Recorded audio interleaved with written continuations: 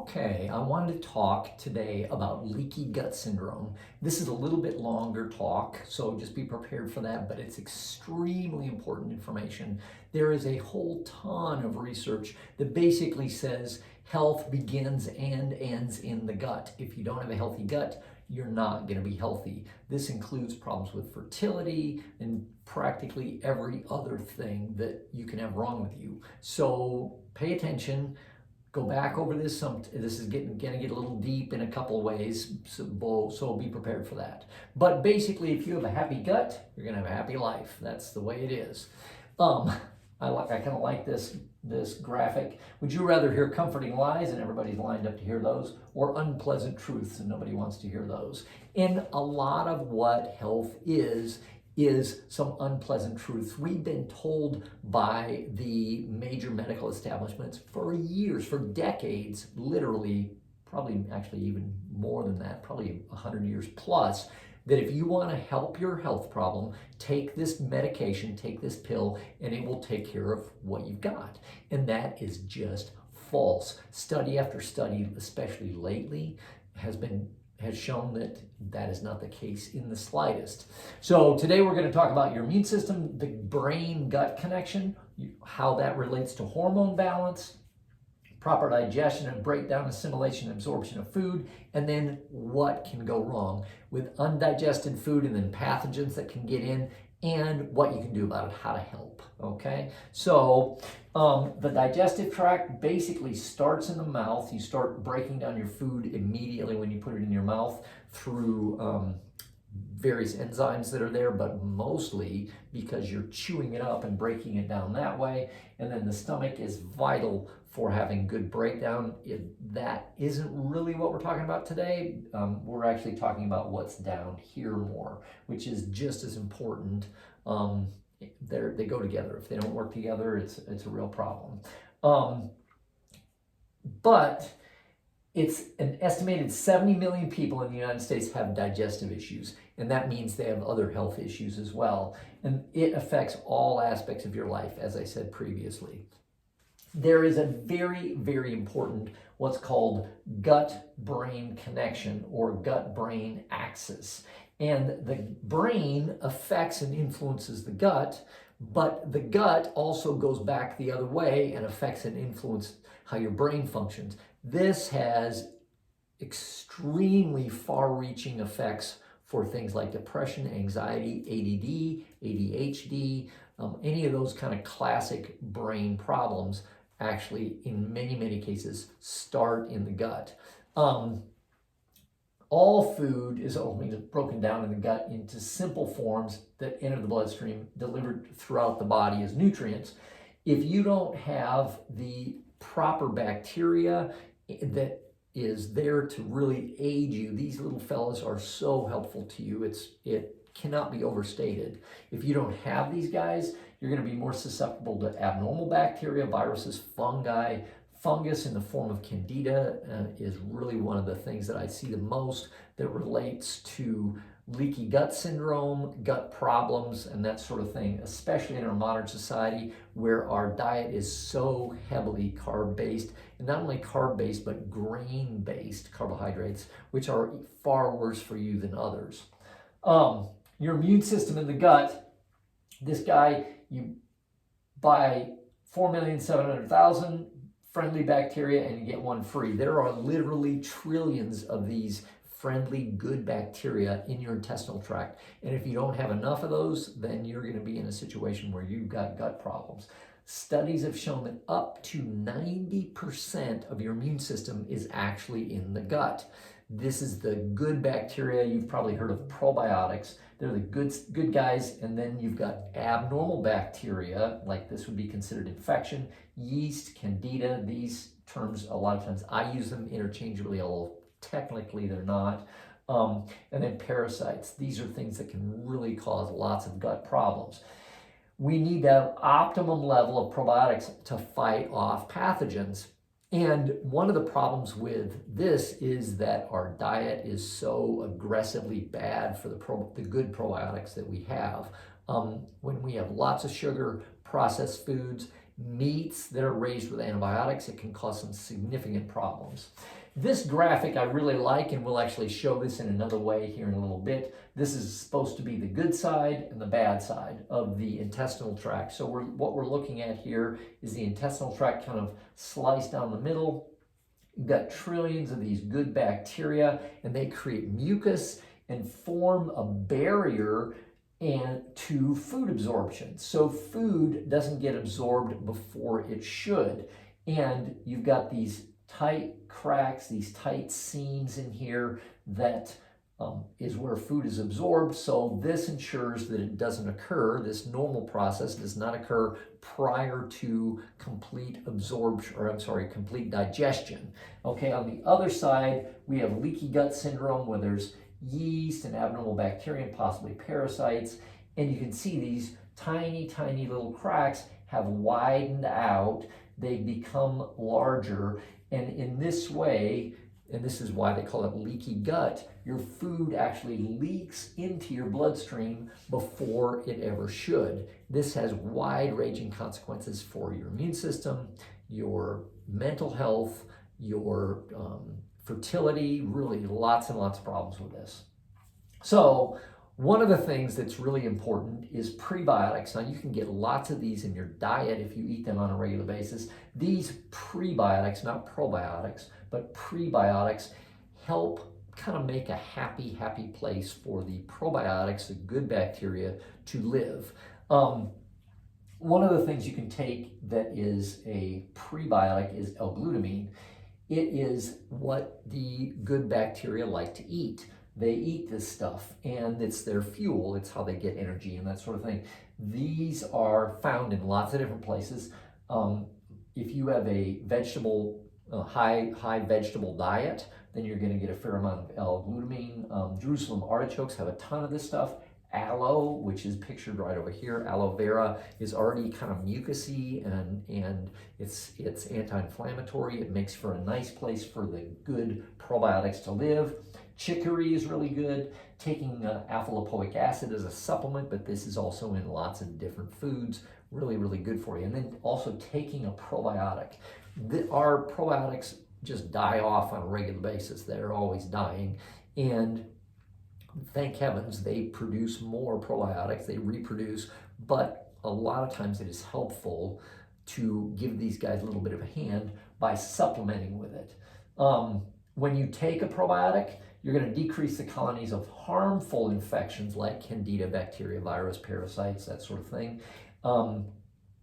And you learn hand modes on how to test for all of this. We're going to go into that in a separate video, but this will also, when you take probiotics, modulate an appropriate immune response. Not too high, which would be like autoimmune disease, and not too low, which would be like some kind of immune deficiency, like, oh, my immune system's beat down, I'm susceptible to everything that comes along.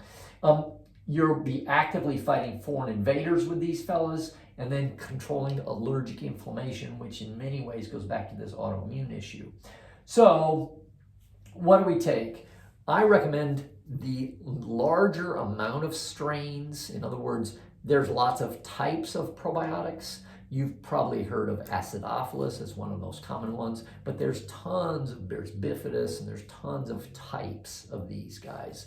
And when you look at a probiotic from the store, you want to get one that has a larger amount of strains. Ours has, the one we sell here at the office, has 7 strains. And then you want to have a count the number of probiotics in the billions, not the millions, definitely not the millions. And even in the low billions isn't as good. So as I said, ours is here at the office, per pill has 70 billion. So large number of strains, large number of probiotics. The larger the better, really. Larger the more potent it is. And then how many do you take? I recommend spreading these out through the day. If you're having issues, you may take 3 or more, depending on how potent yours is. A lot of people ask me, well, what if I just eat a lot of yogurt? Well, you can't get enough probiotics in yogurt. And I'm not saying that's necessarily bad. That does have some drawbacks to it, but usually a cup of yogurt's going to have in the millions.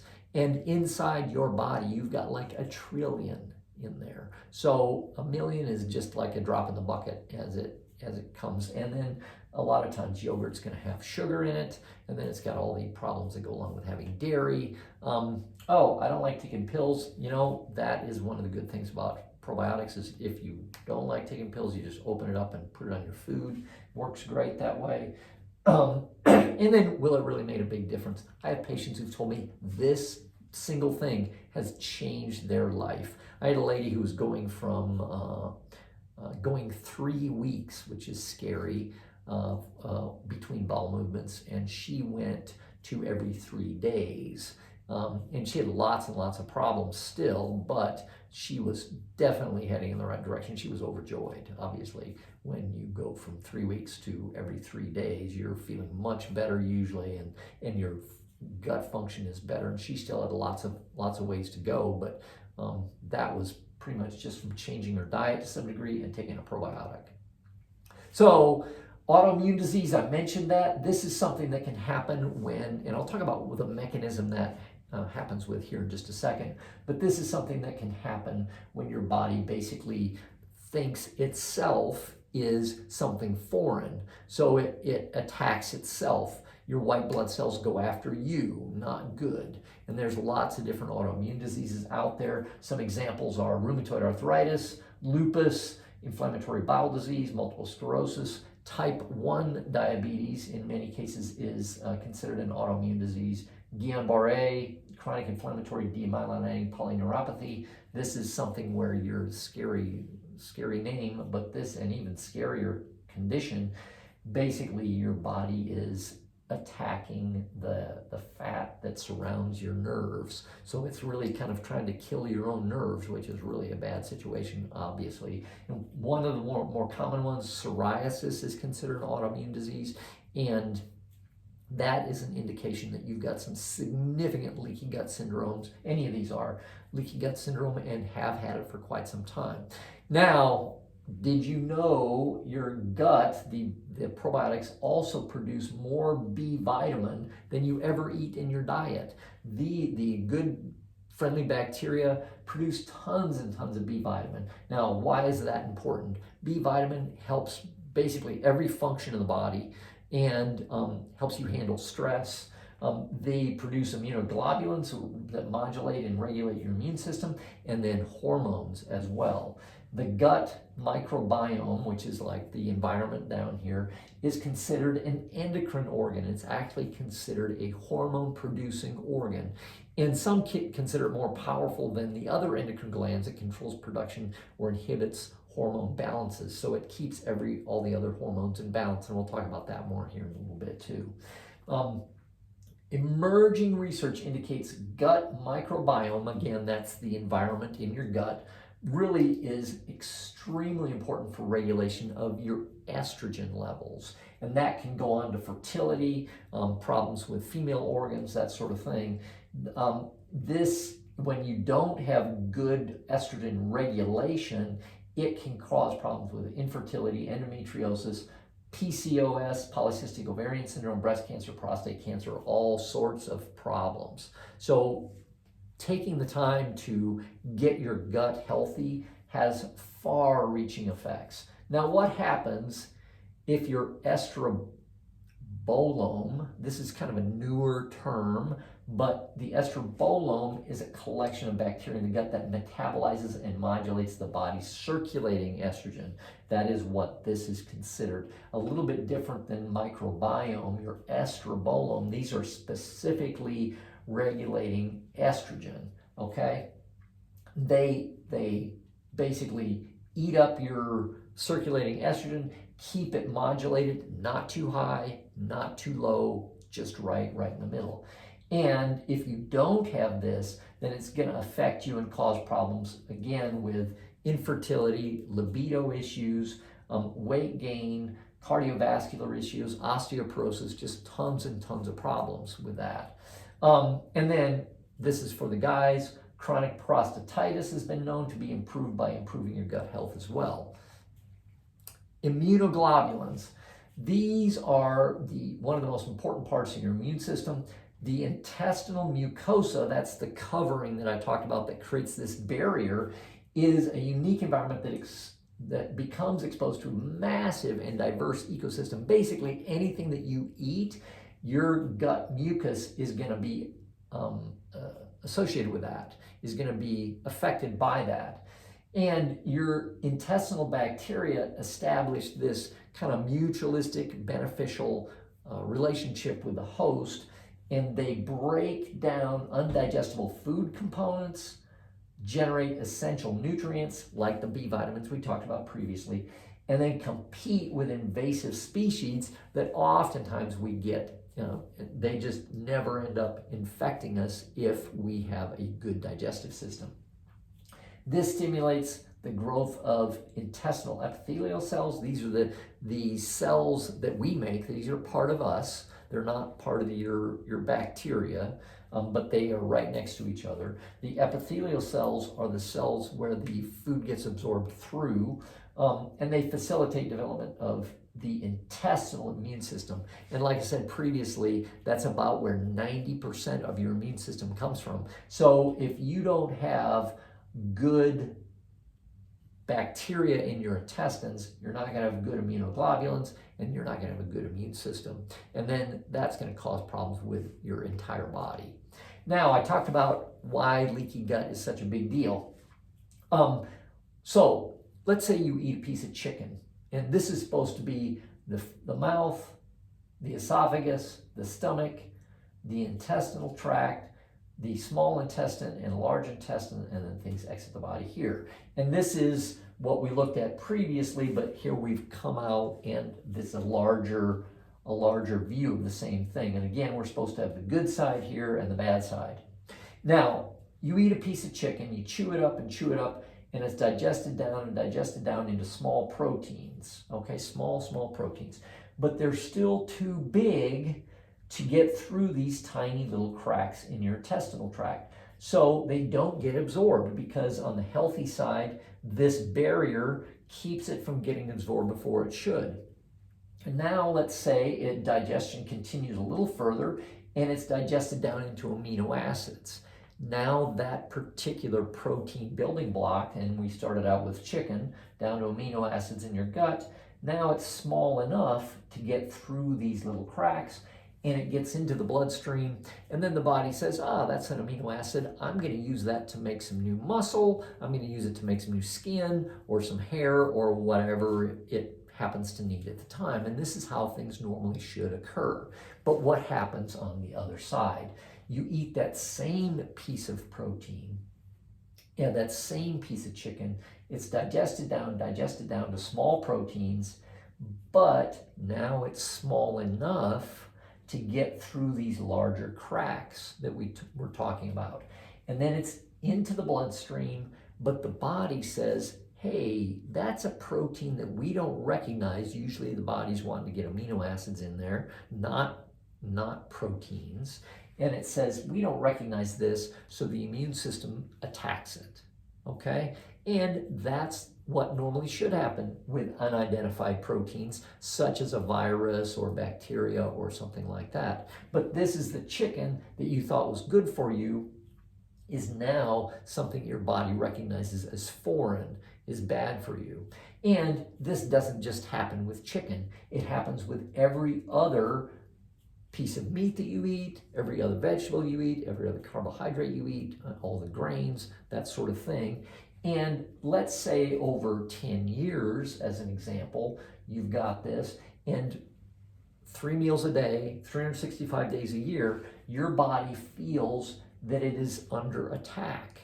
So what does your immune system do? It says, hey, we've got to do something about this. We've got to get this taken care of.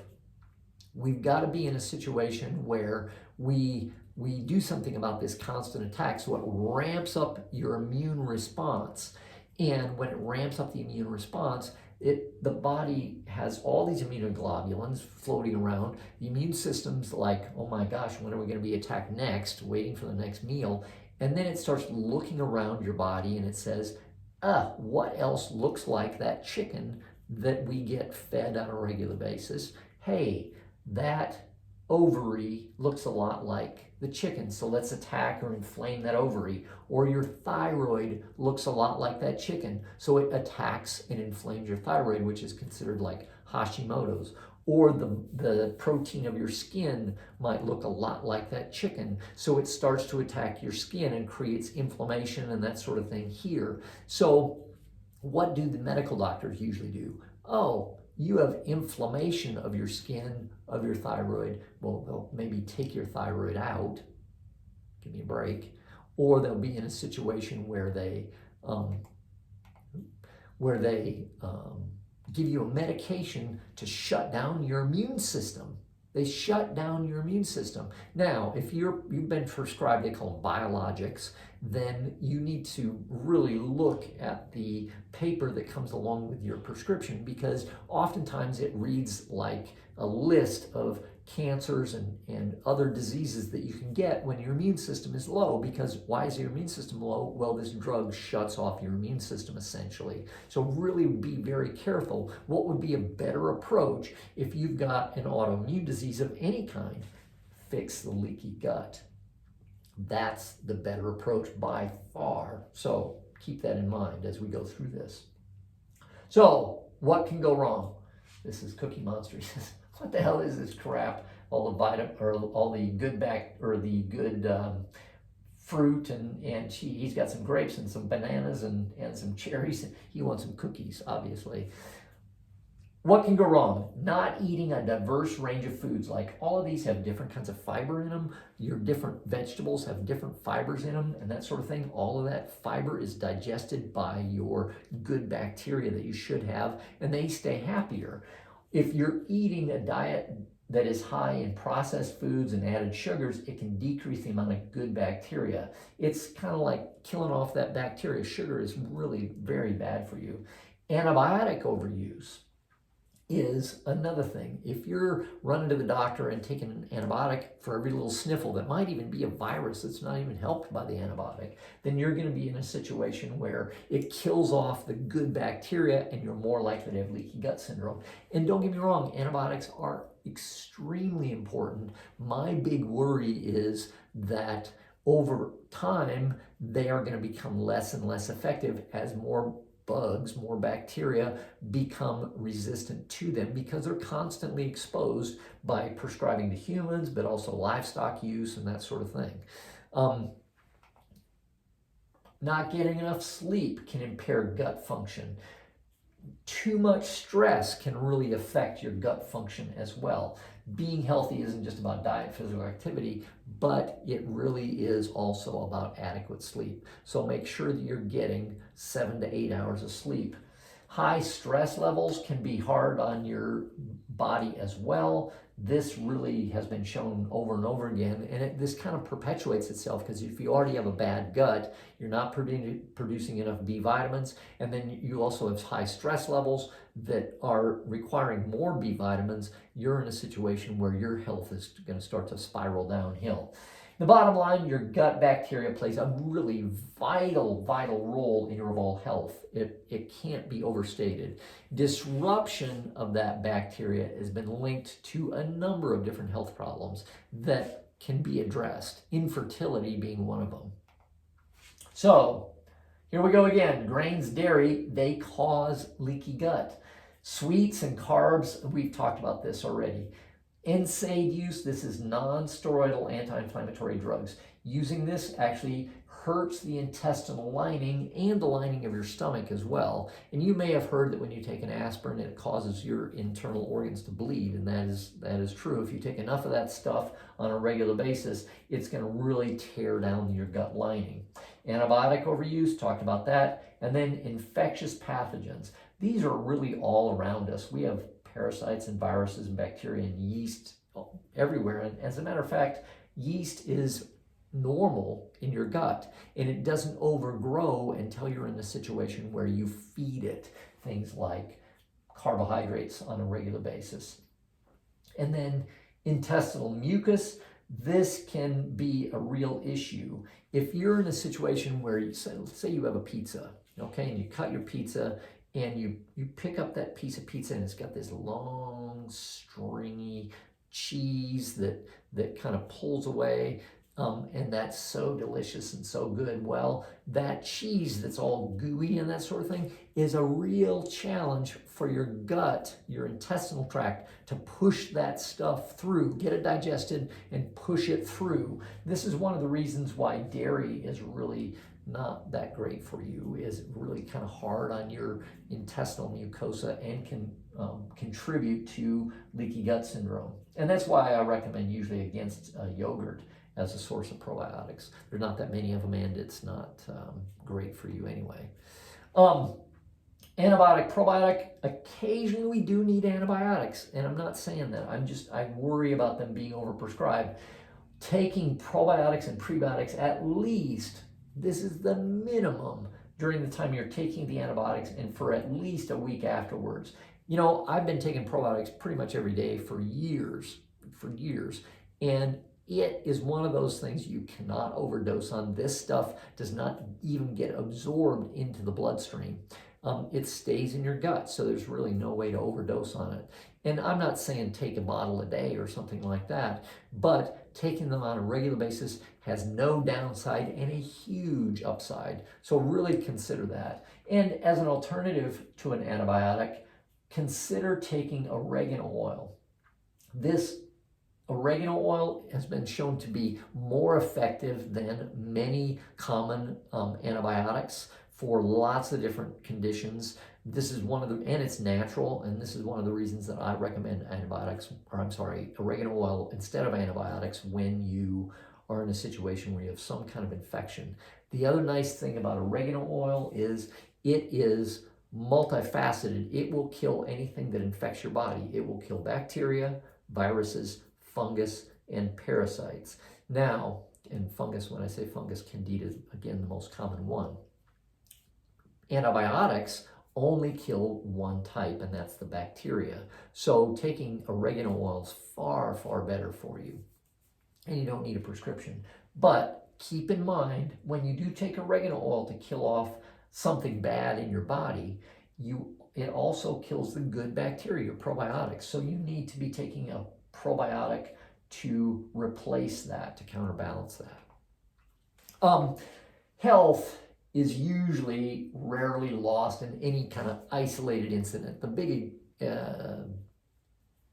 example of an isolated incident would be like, a car wreck, or I fell off the roof, something major occurs to you. But that's the rare exception. Usually when you lose your health, it's lost over time, slowly, and so much so that you don't even notice it at the beginning, and so much so that many people just kind of play it off. Oh, it's not that big of a deal, or yeah, I just ate too much, or oh, my dad had this when he was my age, or whatever the situation is.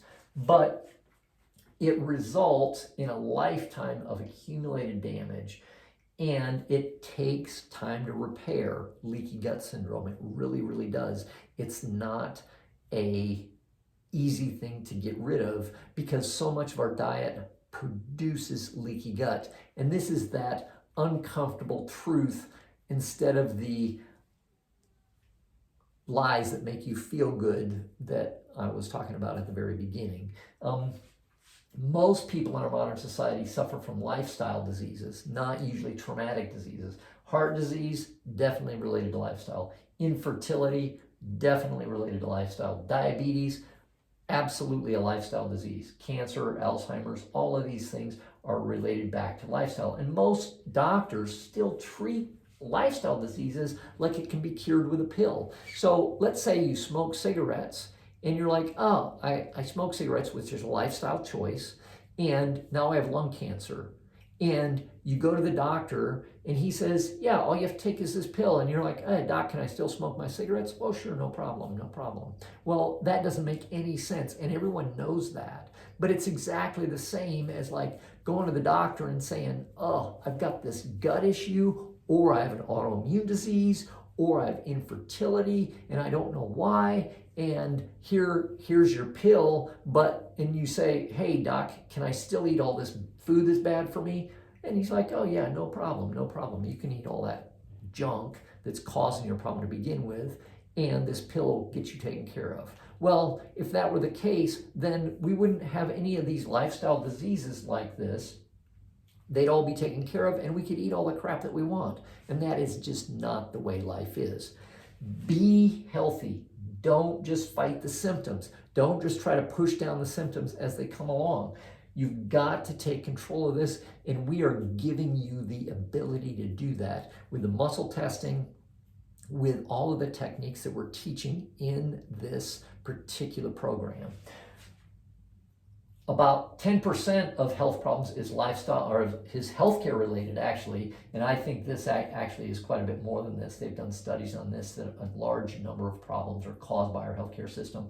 About 90% are environmental. Human biology, which you can't make up for this too much, is about 20%, and I think that is actually quite a bit smaller than this actually. And then 51% at least is lifestyle issues: smoking, obesity, stress, nutrition, blood pressure issues, alcohol use, drug use, that sort of thing.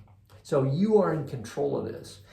Leaky gut repair, the best results with digestive problems will happen when you really look at things holistically. You look at things from a broad standpoint. You approach your acupuncture system, toxins, you approach nutrition, allergies, and your emotions, and really look at yourself as an entire person, and not just, oh, I've got this problem that Tums can take care of, so I'm going to take some Tums. Or I've got this problem that a laxative is going to take care of, so I'm going to take a laxative. You've got to step back and really look at things in general. So nutrition, what do? Work toward primarily a Paleolithic diet. A Paleolithic diet is really kind of a classic diet that is so helpful for this sort of thing. And we have other videos on that, and we go into that in detail. A fiber-filled diet decreases gut inflammation and irritation. A lot of these you can get from vegetables that are going to improve your gut health. Vital to eat piles and piles of vegetables, so good for you. Eat more healthy fats. Make sure that it's not just things like eating avocados, but make sure your cooking oil is good as well. And so many times they'll hide this. Food manufacturers want to use unhealthy fats because they're cheaper. Grain-based fats are less expensive, so a lot of times will use those. We recommend olive oil, avocado oil, or coconut oil for cooking, and not things like corn oil, soybean oil, safflower seed, sunflower seed, canola oil, that sort of thing. Those are all omega-6s, which create more inflammation, but that's for another class.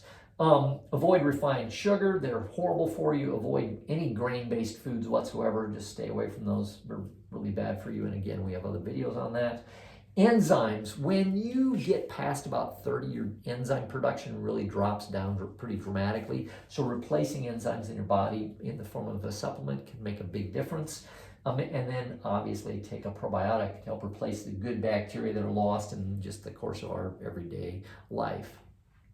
What is Paleolithic? And again, I've talked about this in the past, but here it is. Non-starchy vegetables for the most part. You can eat some root vegetables in there, but if it's grown above ground, you're going to have non-starchy veggies, which are lower in calorie. Now, if you are going to eat some below ground, carrots are fine. Carrots are high in nutritional value and high in sugar, so keep that in mind.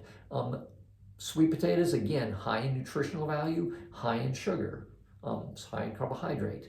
The only root vegetable that I really recommend against is white potatoes. They're pretty low in nutritional value and really high in calories. So we really want to stay away from white potatoes.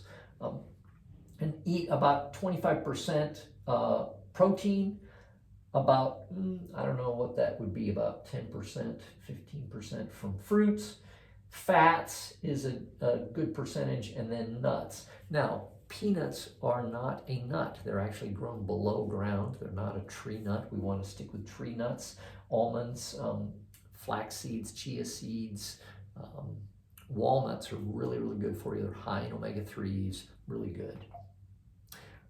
So anyway, I hope this was helpful to you, and we will see you on the next video.